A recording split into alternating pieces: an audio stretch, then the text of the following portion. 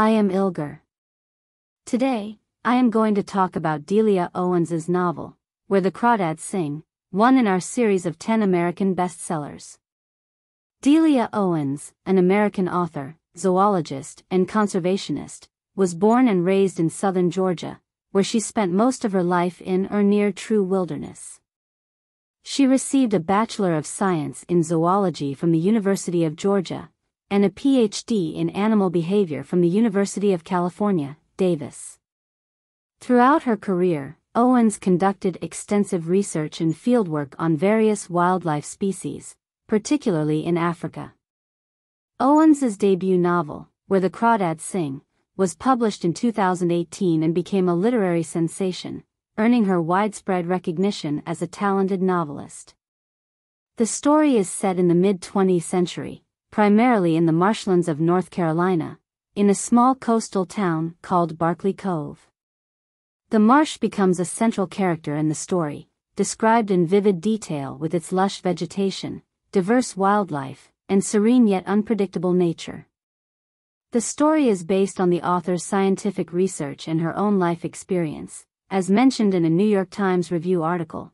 Though the story is invented, Ms. Owens said she drew on her experience living in the wilderness, cut off from society. It's about trying to make it in a wild place. New York Times, December 22, 2019. A young girl, Kia Clark, is the protagonist in the novel. She is known as the Marsh Girl due to her extremely isolated existence in the wilds of her environment. The narrative unfolds in two parallel timelines. The first part is set in the 1950s. Kia lives in a rundown shack and grows up in a turbulent and abusive household. 6-year-old Kia and her older siblings are abandoned by their mother due to the constant violent abuse from Kia's father.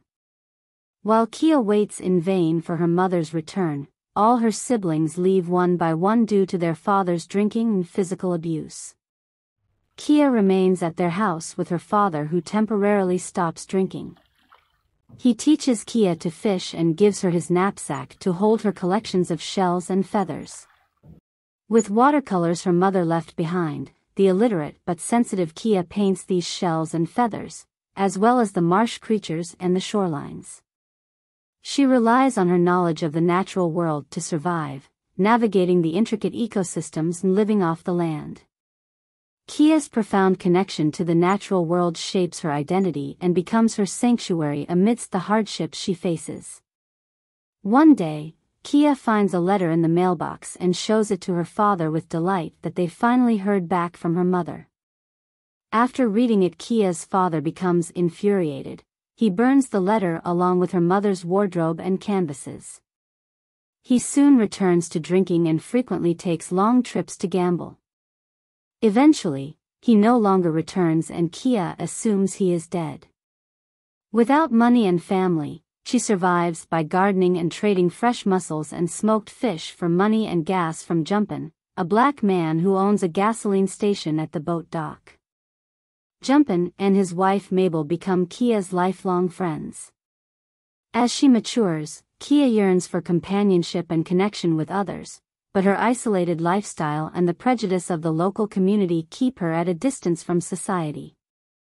However, she becomes friendly with Tate Walker, who sometimes fishes in the marsh. Later on, he gives her feathers from rare birds, then teaches her how to read and write. The two form a romantic relationship until Tate leaves for college at the University of North Carolina at Chapel Hill. He promises to return, but later realizes that Kia cannot live successfully in his more civilized world because of her wild and independent lifestyle and personality. Tate Walker leaves Kia without saying goodbye. The second timeline of the story is set in the late 1960s when Kia turns 19. She is now romantically involved with Chase Andrews, Barkley Cove's star quarterback and playboy.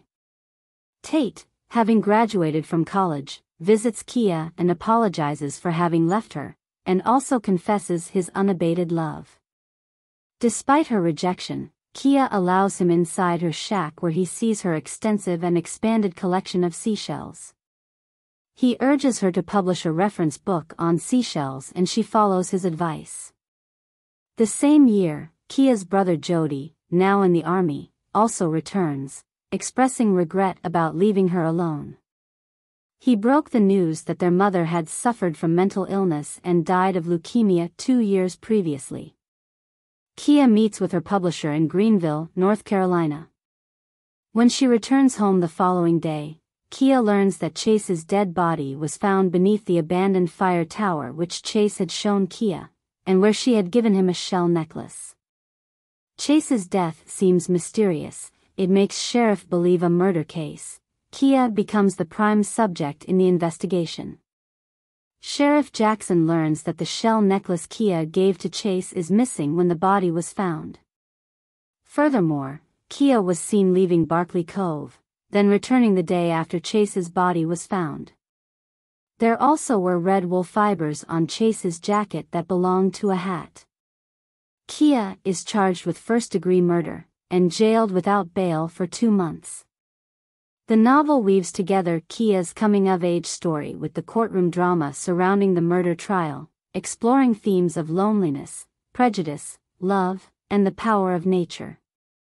At Kia's trial, only contradictory and circumstantial evidence is provided. Tom Milton, Kia's lawyer, debunks the prosecutor's arguments as there was no evidence that Kia was at the fire tower on the night of Chase's death. As a result, the jury finds her not guilty. She returns home and reconciles with Tate. They live together, childless, in her shack until she dies peacefully at the age of 64. Kia is buried on her property. While Tate is going through Kia's will and deed, he finds that the land has been secured by a conservation easement, protecting it from development. Tate then finds a well-hidden box with some of her oldest possessions along with the poems she had written under a pseudonym. Underneath the poems, there lays the missing shell necklace Chase had worn before he died. Tate burns both the poems and the rawhide string of the necklace before dropping the shell onto the sand to be returned to the sea with the tide. Where the Crawdads Sing received praise for its atmospheric writing style. It paints a vivid portrait of the natural world and its profound impact on the human experience. Delia Owens' background as a wildlife scientist is evident in her lyrical and evocative descriptions of the marsh environment, which serves as a metaphor for both the isolation and resilience of the novel's protagonist. Her keen observations of nature and her ability to capture the emotions and inner world of her characters add both depth and richness to the storytelling. Where the Crawdads Sing has garnered a large and devoted fan base and continues to be highly regarded in the literary world. It has been translated into several languages and has gained a devoted international following. The film adaptation of Where the Crawdads Sing was released in 2022, directed by Olivia Newman and produced by Reese Witherspoon and Lauren Neustadter. However, it was not very well received by critics or by those who read the novel. The title, Where the Crawdads Sing, actually comes from a phrase Owen's own mother used while Owen was growing up. Crawdad is American slang for crayfish. Even though these crustaceans cannot sing, in the novel, Kia's mother encouraged Kia to explore the marsh. Go as far as you can, way out yonder where the crawdads sing. Text edited by Mary Rose Waldron.